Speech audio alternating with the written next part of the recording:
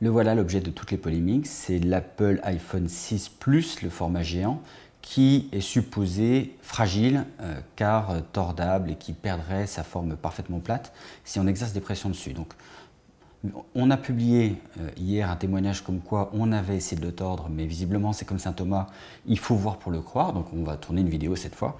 Donc on voit bien déjà, en exerçant une pression, vous pouvez témoigner quand même de la forme blanche de mes ongles, une pression relativement forte dessus, que déjà le téléphone ne bouge pas plus qu'un autre. Alors, il se tord, il se détord, il y a peut-être une légère flexion, mais en tout cas il reste bien parfaitement plat, il n'y a aucun problème de ce côté-là. Après, on peut encore forcer plus, donc là, alors, est-ce qu'il fonctionne encore? Oui, il reste toujours parfaitement plat, il n'y a toujours pas de problème. Donc après, la polémique viendrait du fait, voilà, il suffirait de le mettre dans une poche, s'asseoir dessus pour qu'il se tordrait à jamais. Et bien voilà, refaisons-le, même si c'est un comportement absolument stupide et regrettable. Mais puisque beaucoup ont besoin d'être rassurés, et on le comprend vu la somme déboursée dans l'objet, plaçons-le dans la poche arrière d'un jean. Allez, et puis on discute, voilà. On n'est pas content, oh là là, oh bah dis donc, non, bon.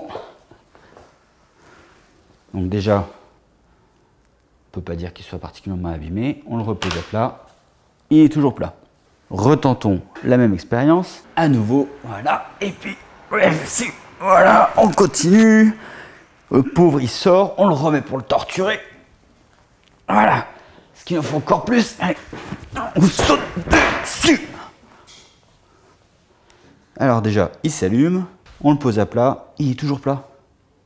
Bon, déjà là, je pense qu'on a un comportement qui sort complètement de la normale. Ce serait stupide d'aller encore beaucoup plus loin, même si après, on peut imaginer avoir une pression encore plus forte. Et cette fois-ci, on se pose au sol et on se met dessus.